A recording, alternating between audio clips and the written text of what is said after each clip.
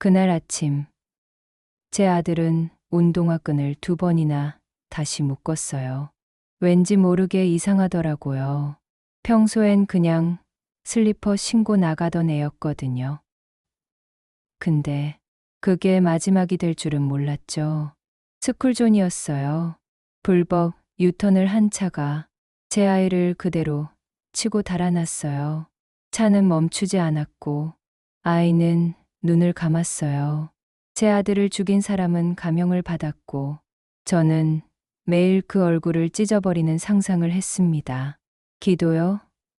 못했어요. 하나님이 어디 계신데요? 근데요. 이상하죠? 저는 지금 그 사람을 용서했습니다. 이 이야기는 한 아이를 잃은 엄마의 분노와 절망, 그리고 하나님의 은혜로 다시 살아난 한 사람의 이야기입니다. 이곳은 하나님의 이야기를 전하는 기독교 채널입니다. 구독으로 믿음의 여정에 함께 해주세요. 내 아이를 죽인 사람을 저는 용서했습니다. 그날은 별다를 것 없는 평범한 하루였어요. 햇빛이 맑았고 아들은 좋아하는 초코우유를 2손으로 들고 있었죠. 엄마, 오늘 늦으면 학원 앞에서 기다려줘. 그 말이 마지막이 될 줄은 정말 몰랐어요. 아이가 집을 나간 지 10분쯤 지났을까요? 전화가 울렸어요. 모르는 번호였죠. 받자마자 들린 건 구급대원의 목소리였습니다. 어머니 되세요? 지금 아이가 교통사고로. 그 말이 끝나기도 전에 손에 쥔 컵이 바닥에 떨어졌어요. 병원으로 뛰어갔어요. 숨이 차도록. 미친 사람처럼. 응급실 안에서 하얀 천으로 덮인 작은 몸이 있었어요. 제 아들이 거기 누워 있었어요.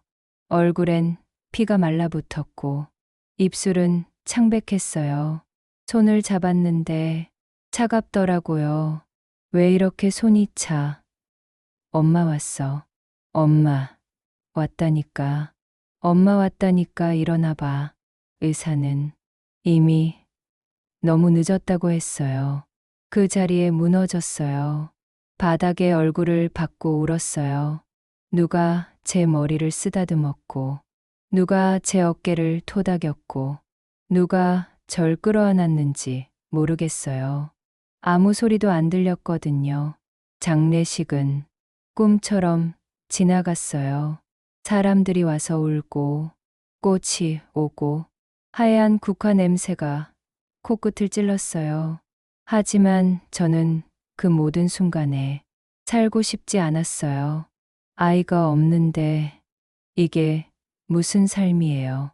그날 이후로 집에 들어오는 게 지옥이었어요. 방문을 열면 책상 위에 놓인 공책, 침대 위에 엎어진 인형, 그리고 아직 덜 말린 빨래까지. 모든 게 아들 냄새였고, 모든 게 아들 목소리였어요. 잠들 때마다 울다 지쳐 쓰러졌고, 눈을 뜨면 아이가 없는 세상이 다시 시작됐어요. 죽고 싶다는 말은 하지 않겠습니다. 죽는 것도 용기가 필요하더라고요. 전 그냥 사라지지 않았어요. 하루하루가 저를 깎아먹는 날들이었어요. 그리고 그 지옥 같은 며칠 후 경찰서에서 연락이 왔어요.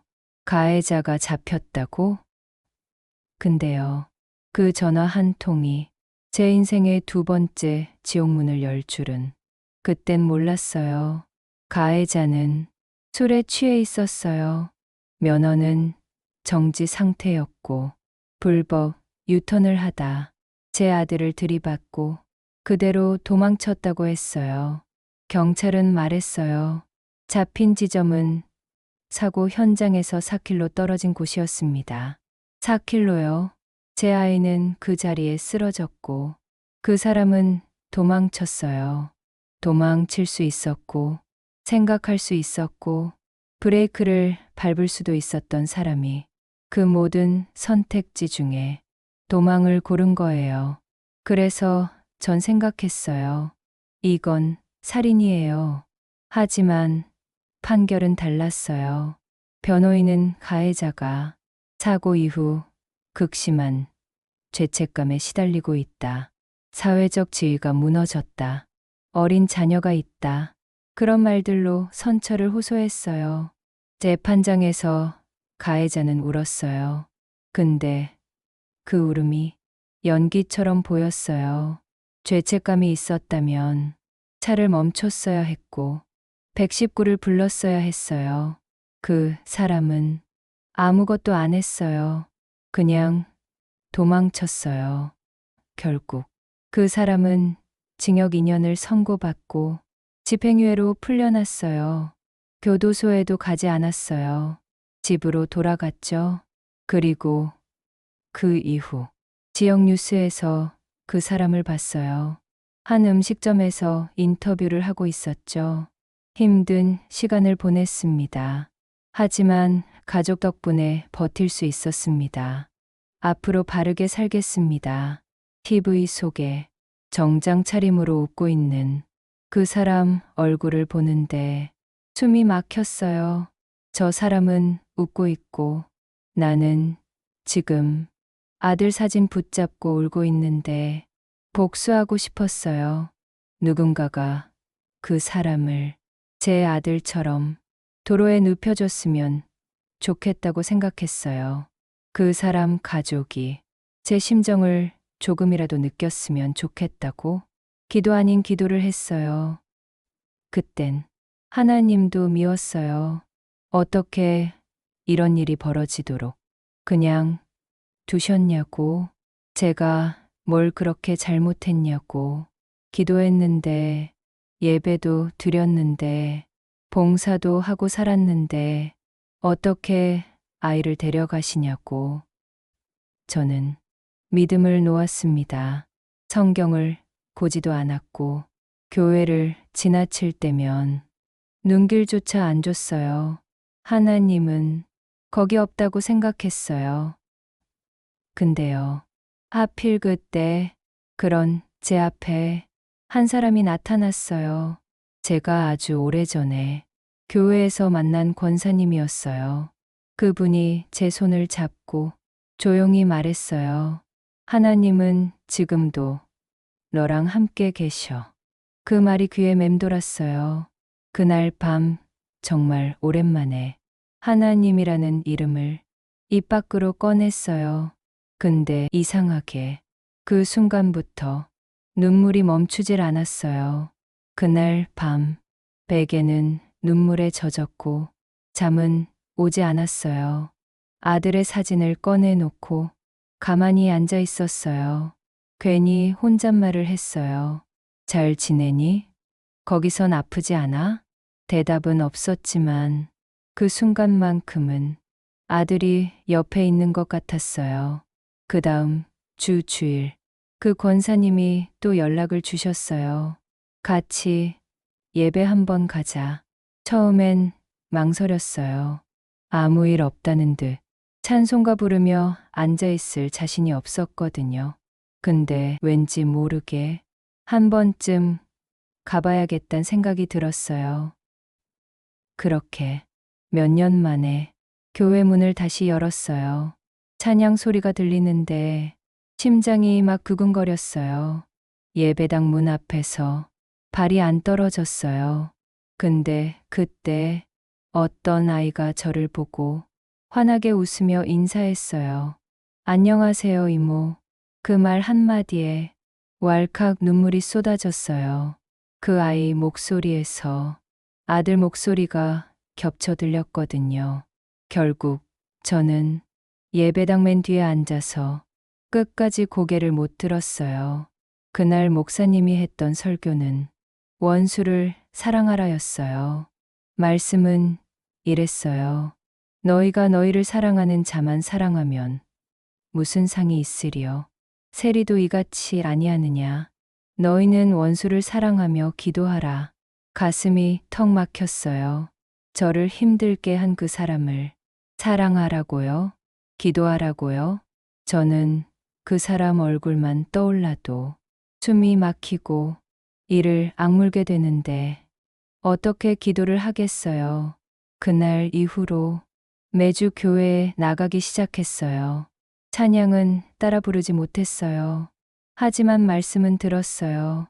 성경책을 펼치기 시작했고, 기도라는 걸 다시 배워보기로 했어요. 처음엔 입이 떨어지질 않았어요. 하나님, 그 말만 하고 눈물이 먼저 쏟아졌어요. 기도 시간마다 눈물부터 흘렀어요. 말이 아니라 통곡이 나왔어요. 교회에서 철야 기도회가 열리던 날, 권사님이 제 손을 꼭 잡고 말했어요. 오늘은 아이를 위해 울자. 아니, 하나님 앞에서 울자. 그날 밤, 저는 처음으로 하나님 앞에서 엎드려 울었어요. 울고 울고 또 울었어요. 내가 너무 미워서, 세상이 너무 미워서, 그 사람을 죽이고 싶었던 나 자신이 너무 무서워서, 그 울음 속에서 저는 깨달았어요. 하나님은 내가 등을 돌렸을 때도 거기 계셨다는 걸, 내가 미워할 때도, 내가 무너질 때도 하나님은 가만히 곁에 계셨다는 걸. 그날 이후 저는 매일 아무 말도 하지 않고 그 사람의 이름을 기도 제목에 적기 시작했어요. 그 사람 변하게 해주세요. 그 이름을 쓰는 것조차 처음엔 분노였지만 한 달이 지나고 두 달이 지나고 어느 날은 그 이름을 쓰며 눈물이 나지 않았어요. 그 순간 알았어요. 내가 지금 그 사람을 용서할 준비를 하고 있다는 걸. 기도는 그냥 하는 게 아니더라고요. 처음엔 눈 감고 우는 거였고, 그 다음엔 이름을 적는 거였고, 그리고 나서는 그 사람의 얼굴을 떠올리는 연습이었어요. 얼굴을 떠올리는 순간 심장이 뛰었어요. 억울함, 분노, 슬픔, 다시 한꺼번에 올라왔어요. 하지만 그걸 억지로 누르지 않았어요. 그냥 하나님 앞에 있는 그대로 가져갔어요. 하나님, 이게 제 진짜 마음이에요. 전 이 사람 못 용서하겠어요. 아직도 미워요. 그런데 하나님이 하라고 하시니까 저 그냥 여기 앉아 있어요. 그 기도 하나님은 들으셨을까요? 지금 생각하면 그 기도가 시작이었던 것 같아요. 그날 밤 꿈을 꿨어요. 제 아들이었어요. 하얀 옷을 입고 멀리서 절 바라보고 있었어요. 아무 말도 안 했는데 그 눈빛이 이상하게도 말하고 있었어요. 엄마, 이제 괜찮아. 엄마, 나 아프지 않아. 엄마, 그만 울어도 돼. 그 눈빛에 제가 주저앉아 울었어요. 그 꿈에서 깨고 한참을 울었어요. 그리고 그날 아침 묵상 중에 한 구절이 딱 눈에 들어왔어요.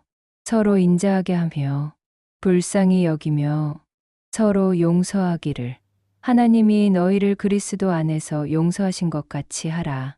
에베소서 4장 32절. 그 구절을 한참 동안 가만히 들여다봤어요. 그리고 그 자리에서 결심했어요. 내가 가진 이 감정이 아무리 무겁고 깊어도 하나님이 내 죄를 용서하신 것처럼 나도 해야겠다고. 그 사람에게 직접 가야겠다고. 교도소가 아니라 집이었어요. 그 사람은 집행유예로 풀려났으니까요. 주소를 찾아 적고 그곳까지 가는데 3번이나 마음을 접었어요. 계속 발길을 돌리다 다시 돌아오고 또 주저앉고 또 울고. 근데 어느 날은 이상하게도 발걸음이 가벼웠어요. 그날이었어요. 그 사람을 찾아간 날이 그날 아침 하나님께 기도했어요. 하나님, 저 오늘 이 사람을 용서하겠습니다. 제 힘으로는 못하니까 하나님이 함께 해주세요. 그리고 문을 두드렸어요. 문이 열리기 전까지 손에 땀이 흥건했어요. 심장이 너무 빨리 뛰어서 다시 돌아설까 수백 번 생각했어요. 그런데 문이 열렸어요. 그 사람이었어요. 저를 보자마자 얼굴이 굳었어요. 말없이 저를 바라보다가 입술이 파르르 떨리더니 고개를 푹 숙였어요. 죄송합니다. 그 말에 전 아무 대답도 못했어요. 얼굴을 보니 다시 울컥했거든요. 제 아들을 앗아간 사람이 눈앞에 서 있는데 그 얼굴이 더 이상 괴물처럼 보이지 않았어요. 그냥 한 사람처럼 보였어요. 죄책감에 눌린 사람, 후회 속에 잠긴 사람. 그 사람은 바닥에 무릎을 꿇었어요. 죽을 죄를 지었습니다. 저 같은 놈은 정말 용서받을 자격이 없습니다. 그리고 울었어요. 아주 크게 울었어요. 그 소리를 들으며 저도 같이 울었어요. 내 아들이 당했을 고통이, 내가 겪은 절망이 그 울음 속에 다 섞여서 하나도 말로 못 나오고 그냥 눈물로 흘러내렸어요. 한참을 그렇게 울다가 제가 입을 열었어요. 당신을 용서합니다. 제가 잘나서가 아니에요. 하나님이 저를 용서하셨기 때문에 저도 이제 그 길을 따라가려고요. 그 사람은 울면서 고개를 못 들었고 저는 작게 숨을 내쉬며 그 자리를 떠났어요. 돌아오는 길에 하늘이 보였어요. 정말 오랜만에 하늘을 본 것 같았어요. 그리고 그 하늘 밑에서 조용히 말했어요. 하나님, 저 해냈어요. 이제 저 조금은 살 수 있을 것 같아요. 그날 이후 제 삶은 조금씩 달라졌어요. 기적처럼 모든 게 바뀌었다는 말은 안 하겠어요. 아들은 여전히 없고 방 안의 물건들도 그대로고 문득문득 찾아오는 그리움은 사라지지 않아요.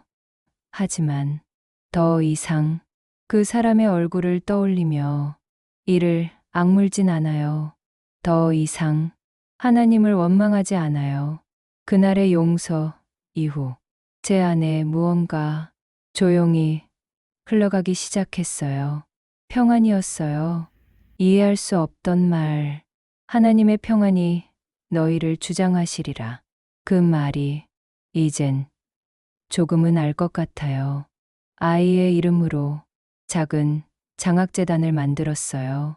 처음엔 조그만 기금으로 시작했지만 동네 교회들에서 조금씩 모으고 간증도 다니며 모금했어요. 그리고 형편 어려운 아이들에게 장학금을 나눠주기 시작했어요. 한 아이의 죽음이 다른 아이들의 꿈을 살리는 씨앗이 되기를 간절히 바랐어요. 간증을 다니면서 많은 사람을 만났어요. 자식을 잃은 사람, 배우자에게 상처받은 사람, 삶을 포기하려 했던 사람, 그들의 이야기를 들으며 제가 위로를 건네는 사람이 되어갔어요. 믿을 수 없었어요. 한때는 하나님을 저주하던 제가 지금은 하나님의 사랑을 말하고 있으니까요. 가끔 누가 물어요. 정말 그 사람을 용서하셨어요? 전 대답해요. 용서는 한 번에 끝나는 일이 아니더라고요. 매일 하는 거예요. 매일 마음 속에서 다시 용서하는 거예요. 그리고 그게 날 살리는 일이에요. 제가 용서한 건 그 사람만이 아니었어요. 저 자신도 용서했어요. 미쳐버릴 정도로 울던 날들, 아무것도 하지 못했던 나, 아들을 지키지 못했다는 죄책감, 그 모든 것들을 하나님 앞에 놓고 저를 안아주기로 했어요. 그렇게 살아가고 있어요. 아직도 밤이 되면 아들 사진에 인사해요. 잘 자. 내 새끼. 엄마는 오늘도 조금 더 괜찮아졌어. 이야기를 다 하고 나니 가슴이 조용히 울어요. 아직도 때로는 울어요. 아직도 그립고, 아직도 눈물이 나요. 하지만 이제는 알아요. 하나님이 그 모든 눈물을 다 보고 계셨다는 걸. 내가 쓰러졌을 때도, 내가 하나님을 떠났을 때도 그분은 내 곁을 떠난 적이 없으셨다는 걸. 용서는 상처를 잊는 게 아니라 그 상처를 주님께 드리는 일이더라고요. 분노로는 살 수 없었지만 은혜로는 살아갈 수 있었어요. 이 이야기를 듣고 있는 누군가도 혹시 끝없는 어둠 속에 있다면 꼭 기억해 주세요. 그 어둠 끝에도 하나님은 계십니다. 아무 말도 안 들리고 아무것도 느껴지지 않는 순간에도 그분은 여전히 당신의 이름을 부르고 계십니다. 내 아이를 죽인 사람을 저는 용서했습니다. 하나님이 저를 그렇게 만드셨습니다. 이 채널은 하나님의 은혜 안에서 눈물로 살아낸 이야기들을 전하는 기독교 채널입니다. 오늘 이 이야기가 당신의 마음에 위로가 되었다면 구독과 좋아요로 믿음의 이야기를 함께 나눠주세요. 당신의 클릭 하나가 또 다른 누군가에겐 기도가 될지도 모릅니다. 함께 울고 함께 믿는 주님의 사람들과 이 길을 같이 걸어가고 싶습니다.